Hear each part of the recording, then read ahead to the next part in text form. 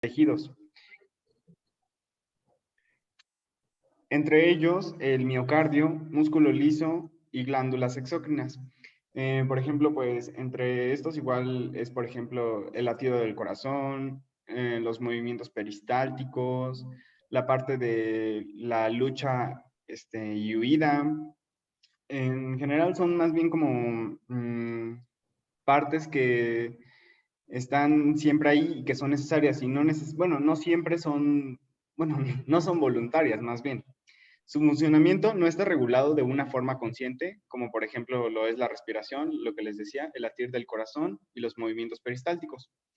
Es regulado por centros cefálicos, como lo es la corteza cerebral, hipotálamo y bulbo raquídeo.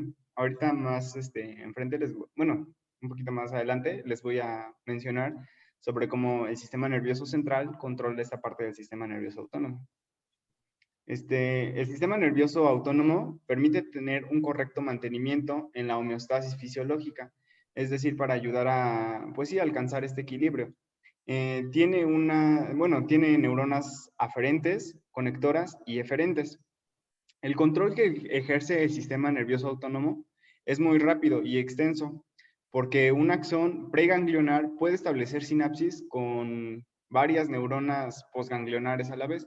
Entonces, por eso permite que sea muy rápido realmente. La regulación del sistema nervioso autónomo es esta parte en lo que les decía que antes se creía que el sistema nervioso autónomo pues era completamente aparte del sistema nervioso central, es decir, que era independiente. Justo por eso se le dio el nombre de autónomo, porque se creía que el sistema nervioso central no tenía inferencia como tal en el sistema nervioso autónomo. El sistema nervioso autónomo no está ni estructural ni funcionalmente separado del sistema nervioso central, ya que como se mencionó en la diapositiva anterior, este es regulado por centros encefálicos. Entonces, desde ahí controla el sistema nervioso central al autónomo. Ambos sistemas regularmente pues sí se estudian por separado y de hecho pues se subdividen porque el sistema nervioso autónomo realmente es parte del sistema nervioso periférico y son las dos principales divisiones que es sistema nervioso central y sistema nervioso periférico. Se sabe que los axones de muchas estructuras del sistema nervioso central se conectan con algunas porciones de la porción simpática y parasimpática del sistema nervioso autónomo. De esta forma es como se puede tener pues sí, conexión de ambos sistemas. La regulación del sistema nervioso autónomo por la corteza cerebral se da en algunas situaciones de estrés también, como la parte de lucha y huida. El tálamo selecciona los impulsos aferentes. La regulación de la integración de las actividades viscerales se da en el hipotálamo. Aquí se da la mayor parte de la regulación e integración del sistema nervioso autónomo. Es decir, a partir del sistema nervioso central, gracias al hipotálamo, se puede controlar las demás partes del sistema nervioso autónomo. Las partes posteriores y laterales del hipotálamo regulan la parte simpática. La porción anterior y medial del hipotálamo regulan la parte parasimpática del sistema nervioso autónomo. Es lo que les decía, o sea, no son como tal de que estén separados o que uno no dependa del otro, sino que realmente sí dependen y aquí está, bueno, como les menciono, el hipotálamo es principalmente el que regula la parte del sistema nervioso autónomo.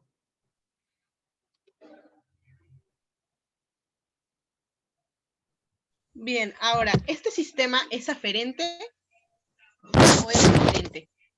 El sistema nervioso autónomo es sobre todo un sistema eferente, es decir, que transmite los impulsos nerviosos desde el sistema nervioso central hasta la periferia, estimulando los aparatos y los sistemas orgánicos periféricos. La mayoría de las acciones que controla este sistema, como ya lo mencionó mi compañero, son las involuntarias, aunque algunas como la respiración actúan junto con acciones conscientes. ¿Qué quiere decir esto? Que, por ejemplo, nosotros podemos saber que respiramos y podemos elegir respirar o no respirar, pero no podemos elegir el movimiento que hacen nuestros pulmones. Eso no lo podemos controlar. Sabemos que si respiramos se mueven. si no respiramos, pues están contraídos, pero no podemos decirles así como de, ok, voy a respirar, pero no te muevas. Eso es la parte involuntaria, pero también la parte consciente. En esta imagen podemos observar la disposición general de la parte somática del sistema nervioso, que está del lado izquierdo, es la parte aferente, y en comparación con la parte del sistema nervioso autónoma, que es la parte derecha y es la parte eferente. El sistema nervioso autónomo o neurovegetativo, al contrario del sistema nervioso somático y central, es involuntario. Esto quiere decir que responde principalmente por impulsos nerviosos en la médula espinal, el tallo cerebral y el hipotálamo. Y también algunas porciones de la corteza cerebral, como la corteza límbica, pueden transmitir impulsos a los centros inferiores y así influir en el control autónomo, así como lo mencionó mi compañero Eduardo. ¿Puedes pasar a la siguiente diapositiva, por favor? Las vías eferentes del sistema autónomo están constituidas por neuronas preganglionares y posganglionares. Los cuerpos celulares de las neuronas preganglionares se encuentran en la columna gris lateral de la médula espinal y a nivel de los núcleos motores de los nervios craneales 3, que es el óptico, no, ese es el 2, es el oculomotor. El 7, que lo observamos aquí, que es el facial. El 9, que es el glosofaríngeo, y el 10, que es el vago. Los axones de estos cuerpos neuronales establecen una sinapsis con los cuerpos de las neuronas posganglionares y se reúnen formando los ganglios externamente al sistema nervioso central. ¿Puedes pasar a la siguiente diapositiva? Bien. En esta parte podemos observar la parte eferente del sistema nervioso autónomo, en la que las fibras parasimpáticas preganglionares se presentan con líneas azules continuas y las posganglionares con líneas azules entrecortadas. Las fibras simpáticas preganglionares, bueno, son las de las líneas azules, aquí las podemos observar. Bueno, yo estoy señalando con mi puntero, ustedes no lo pueden ver, pero pues está ahí en la imagen, ¿no? Y aquí podemos ver los sistemas que rigen y lo que rigen también las posganglionares. Ahora, el sistema simpático es la mayor de las dos partes del sistema autónomo y se distribuye ampliamente a lo largo del cuerpo. Inerva el corazón y los pulmones, los músculos de las paredes de muchos vasos sanguíneos, los folículos pilosos y las glándulas sudoríparas, así como también las vísceras abdominopélvicas. ¿Puedes pasar a la siguiente, por favor? La función del sistema simpático es preparar al cuerpo para una emergencia. La frecuencia cardíaca se acelera. Eso está en la siguiente diapositiva, para que vayan anotándolo y ahorita si quieren regresamos a esta para que tomen notas. ¿Puedes pasar a la siguiente, por favor? Ok, aquí está la función del sistema simpático. Esto es muy importante. ¿Por qué? Porque prepara el cuerpo para una emergencia. Ok, aquí si quieren les digo, pueden tomar notas porque sí es como importante, ¿no? La frecuencia cardíaca se acelera. Las arteriolas de la piel y del intestino se contraen. Las arteriolas del músculo esquelético, por el contrario de las anteriores, se dilatan y también se incrementa la presión arterial. También lo que pasa es que se produce una redistribución de la sangre y esta abandona la piel y el tubo gastrointestinal para irrigar al cerebro, al corazón y también al músculo esquelético. Por otro lado, los nervios simpáticos dilatan las pupilas, inhiben los músculos lisos de la pared de los bronquios y del intestino y de la vejiga, y también cierran los esfínteres. También se produce la piloerección y la sudoración. Este sistema simpático está constituido por una vía eferente que procede de la médula espinal, como lo mencionamos hace un momento, dos troncos simpáticos ganglionares, plexos y ganglios regionales. Esto a mí me gusta ejemplificarlo como, imaginemos una situación de huida. No sé si han visto la película de Sin Escape, en la que unos americanos están en Asia y tienen que escapar de un golpe de estado en el que los quieren asesinar por robarse su agua de los asiáticos. Entonces, lo que hacen es que están en un hotel y tienen que pasar como por las azoteas de los edificios para llegar a la embajada y poder huir sin que los maten, obviamente, ¿no? En toda la película nunca vemos que vayan al baño, que tengan hambre, que les dé sueño, incluso no vemos nada de eso. ¿Por qué? Para empezar, no sienten hambre ni tienen otras funciones digestivas porque toda la energía y toda la irrigación sanguínea pasó del tubo visceral al cerebro. Pasó a los sistemas como más importantes para que pudieran huir. Se cierran los esfínteres, como se menciona aquí, y por eso es que no van al baño. Pongámonos en una situación en la que imaginemos que nosotros estamos ahí, ¿qué es lo que necesitaríamos? Pues necesitaríamos amplia visión, necesitaríamos no tener que ir al baño, no tener que comer, necesitaríamos fuerza en los músculos para poder correr. Entonces, esto es de lo que se encarga nuestro sistema simpático. Acelera la frecuencia cardíaca para que tengamos una mayor irrigación sanguínea tanto en el cerebro como en el músculo y así podamos como pues correr rápido, ¿no? Dilatan las pupilas, ¿para qué? Para que tengamos una mayor amplitud de visión. Inhiben los músculos lisos de la pared de los bronquios para que nuestra respiración sea más fácil y más efectiva, para que el oxígeno llegue más rápido a irrigar también el cerebro y los músculos y podamos huir de manera eficiente. ¿Puedes pasar a la siguiente diapositiva? ¿Este es tuyo? Ajá, sí, ya eso es mío. ¿Quieres que le regrese a la otra para...? Sí, porfa. Sí, es que me faltó una parte en la anterior. Ay, ya se pasó. Espérame tanto. Sí.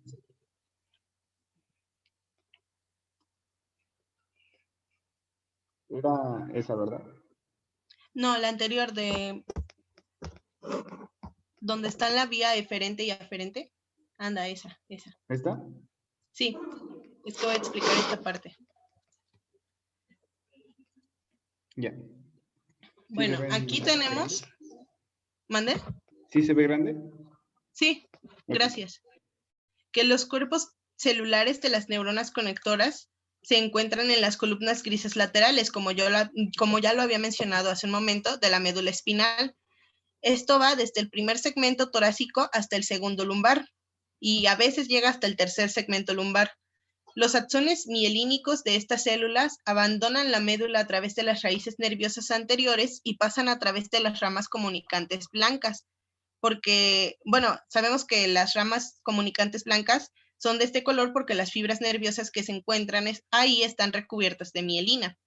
Estas ramas van en dirección a los ganglios paravertebrales del tronco simpático. Y una vez que estas fibras, no olvidemos que son las preganglionares, alcanzan los ganglios en el tronco simpático, se distribuyen como está en estas tres viñetas. Son de tres formas. La primera es que establecen sinapsis con una neurona excitadora en el ganglio. Cuando la conducción nerviosa cubre el espacio entre las dos neuronas mediante el neurotransmisor de acetilcolina, los axones postganglionares no mielínicos abandonan el ganglio y pasan a los nervios raquídeos torácicos. Forman las ramas comunicantes grises, que son grises porque carecen de mielina, y estos se distribuyen en las ramas de los nervios raquídeos en dirección al músculo liso de las paredes de los vasos sanguíneos, también las glándulas odoríparas y los músculos erectores del folículo piloso de la piel. Esta es la primera parte que les mencionaba hace un momento y establece cómo se va dando el proceso desde una neurona excitadora en el ganglio hasta llegar a su finalización, ¿no? Que es, por ejemplo, en el músculo liso, en los vasos sanguíneos, las glándulas sudoríparas y los folículos pilosos.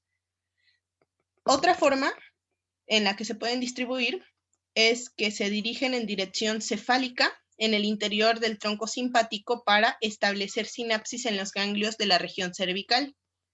¿Cómo ocurre esto? Las fibras nerviosas postganglionares pasan a través de las ramas comunicantes grises para unirse a los nervios raquídeos cervicales. Las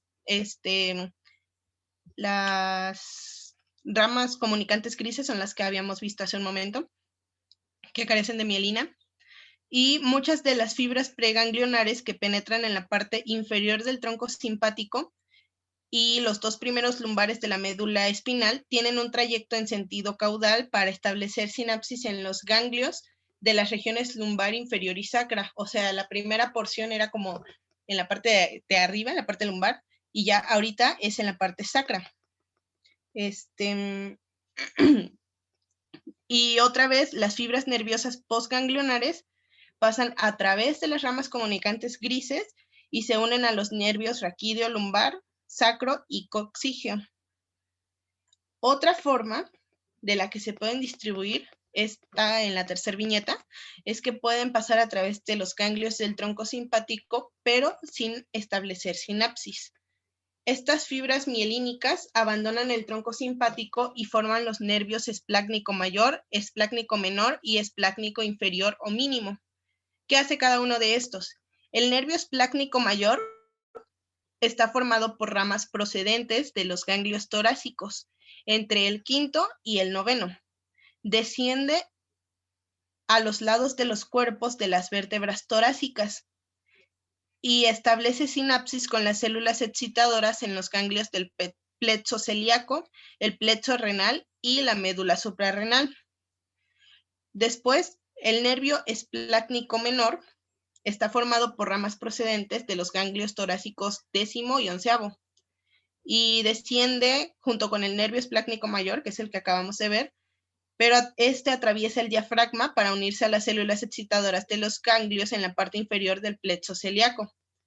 O sea, el anterior, acuérdense que era para unirse, para hacer sinapsis con las células excitadoras en los ganglios. Entonces no pasaba por el diafragma, sino que pasaba a los lados de los cuerpos de las vértebras. Y este, que es el menor, sí atraviesa el diafragma y solo se une a las células excitadoras de los ganglios en la parte inferior del plexo celíaco. Después tenemos el nervio esplácnico inferior, que ya es el tercero que mencionaba.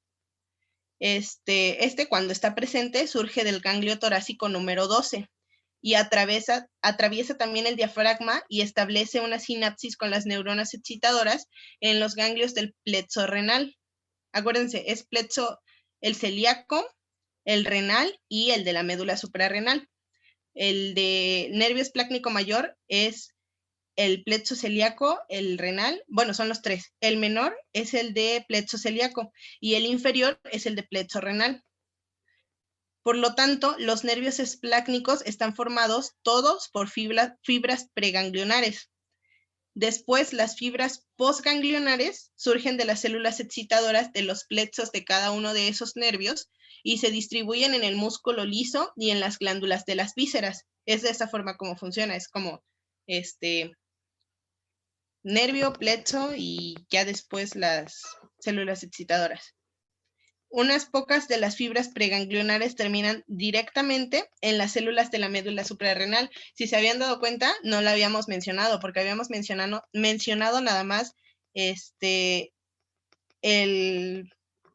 plexo renal y el plexo celíaco, y faltaba la médula suprarrenal, pues es aquí en donde se menciona, porque como que hay una tercera división, donde unas pocas de esas fibras terminan en las células de la médula suprarrenal, o sea, ese es directo. ¿Por qué? Porque viajan a través del nervio esplácnico mayor y todas estas células madres que pueden considerarse como neuronas excitadoras son responsables de la secreción de adrenalina y noradrenalina. Una vez más se ve implicado esto en el sistema de huida que les mencionaba. Todos sabemos que cuando estamos como, volvamos a ponernos en la situación hipotética en la que tengamos que huir, pues la adrenalina está al 100, ¿no? Ahora, como última nota, la proporción entre las fibras simpáticas preganglionares y posganglionares es de alrededor de 1 a 10. O sea, es lo que les mencionaba mi compañero, que permite un amplio control de las estructuras involuntarias porque es muy rápido, porque es como que, ok, mando el impulso y se lo mando a otras 10 terminales, ¿no? No es nada más de 1 en 1, sino que es de 1 a 10. Y ya puedes continuar.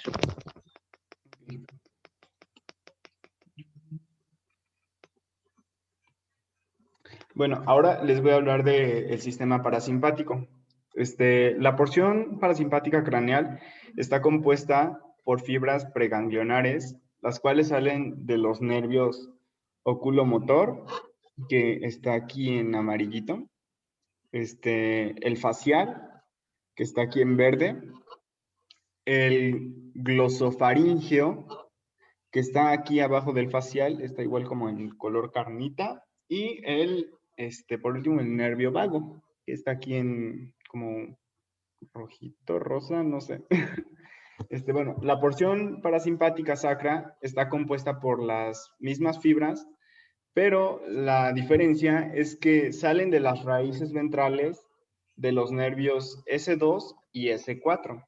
Aquí está el S2, bueno, del S2, S3 y S4. Esta parte es, a ver, dejen regresar tantito a lo que estaba por acá. Aquí, esto está ubicado en esta parte. Okay. Entonces, ahora que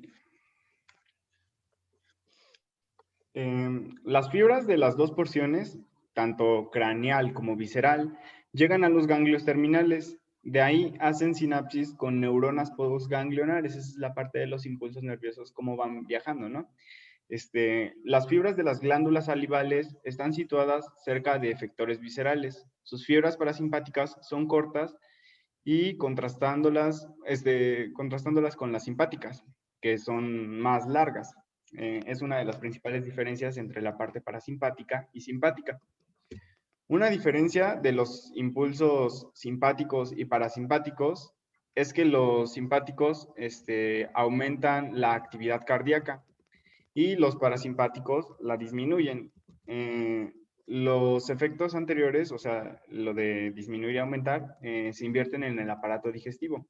Digámoslo así que la parte simpática y la porción parasimpática son como contrarias, ¿saben? O sea, tienen efecto, bueno, el efecto completamente opuesto sobre cierto órgano. Por ejemplo, aquí que aumenta la actividad cardíaca, y el parasimpático la disminuye. O sea, son lo opuesto.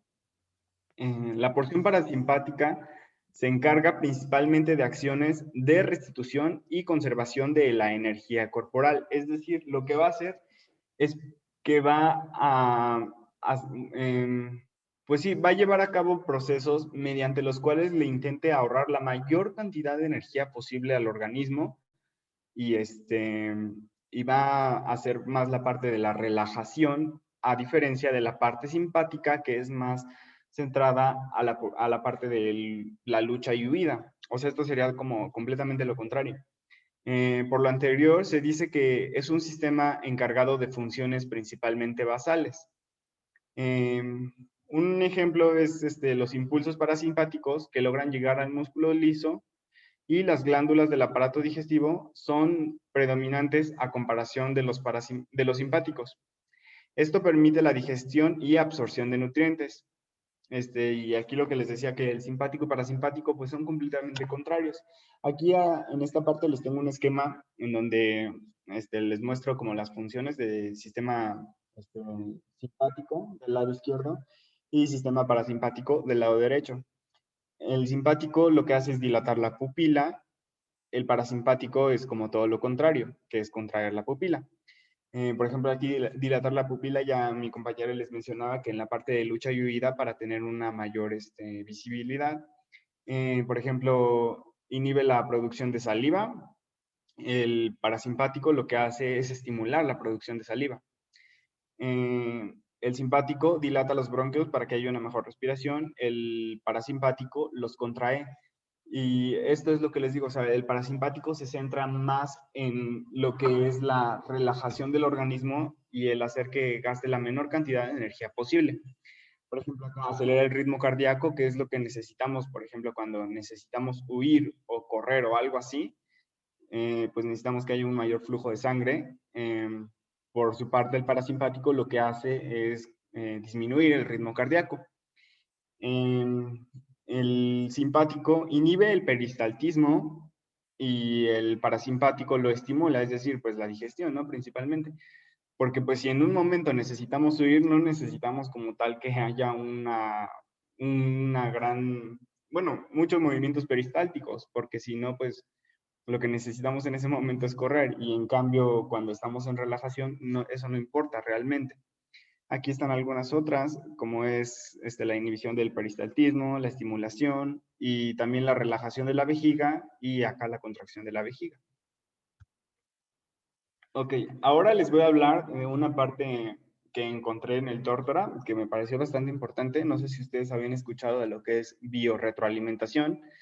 Bueno, en esta parte lo encontré que es un estudio donde demuestra que la regulación de las respuestas viscerales se da pues principalmente por lo que es parte del sistema autónomo. Entonces, la técnica es en que el sujeto recibe información de un monitoreo que le permite regular las funciones viscerales. Un ejemplo es de un estudio que se llevó a cabo en la Menninger Foundation en personas que tenían migraña. Lo que hicieron es que les dieron instrucciones para que supieran cómo usar un monitor de temperatura de su piel. Específicamente, este se basaba en el dedo índice derecho. Los individuos practicaron el aumento de la temperatura aproximadamente entre unos 5 a 15 minutos diarios y con el tiempo dejaron de utilizar el monitor. Pero, o sea, ya iban como aprendiendo a cambiar la temperatura de los dedos. Una vez que aprendieron a llegar a una vasodilatación, lo que se vio es que se redujo los ataques de la migraña. Se piensa que al desviar la sangre a las manos, o sea, había un aumento de temperatura. Entonces, por lo tanto, había una mayor circulación de sangre en las manos. Al haber una mayor circulación de sangre en las manos, lo que hacía era que disminuía la vasodilatación cefálica. Y la vasodilatación cefálica lo que hace es que causa migraña. Entonces, al aumentar la temperatura conscientemente de los dedos, había un mayor flujo de sangre en los dedos y había menos en el cerebro, por lo tanto aumentaba la vasodilatación cefálica, aliviaba la vasodilatación cefálica, perdón, y lo que hacía era que reducía los episodios de migraña. Y también encontré esta otra parte, que es de la meditación, igual va relacionado al sistema nervioso autónomo y su estudio. Aquí se estudió principalmente la interacción de lo que es el yoga, en donde se logra un estado superior de conciencia. A esto se le llama meditación trascendental. Se ha comprobado que es capaz de cambiar distintas respuestas fisiológicas en los organismos, como lo puede ser la disminución del consumo de oxígeno, ya que se entra en un estado pues de relajación y no se necesita tanto oxígeno como por ejemplo, si necesitas subir, si necesitas correr porque un perro te está correteando, pues evidentemente necesitas consumir más oxígeno. Cuando estás meditando, no. Disminuye la producción de dióxido de carbono, es lo mismo, o sea, pues estás literalmente sentado en reposo, no produces tanto CO2. Reduce el índice metabólico, eso me pareció bastante importante porque pues incluso ya nos vamos a la parte metabólica. La disminución de la presión sanguínea igual se demuestra que cambia. Disminución de la frecuencia cardíaca es lo mismo, o sea, pues no necesitamos que el corazón lata rapidísimo si estamos en reposo. Aumento de ondas alfa cerebrales, las cuales son me parece que de alto, ay, ¿cómo se llama? Bueno, aumenta las ondas alfa cerebrales y también disminuye el ácido láctico en la sangre. Y esto me pareció bastante importante porque, o sea, cómo el hecho de solo estar meditando logra cambiar, pues, estas respuestas fisiológicas que incluso cambia la composición de la sangre y, pues, es algo muy, muy importante y esto va orientado igual con el estudio del sistema nervioso autónomo. Se ha nombrado respuesta integrada en donde se inactiva la parte simpática del sistema nervioso autónomo completamente y esto es como completamente lo opuesto a la lucha y huida. Y con esto igual pues se puede comprobar que hay una cierta regulación del sistema nervioso central sobre el sistema nervioso autónomo, porque a partir de una forma consciente podemos cambiar toda esta parte del sistema nervioso central de las respuestas, como lo es pues la respiración, el latido del corazón, la presión sanguínea, la composición de la sangre, incluso lo que les decía de aumento de ondas alfa cerebrales. Y pues eso sería todo de nuestra parte y aquí están las referencias. Gracias por su atención.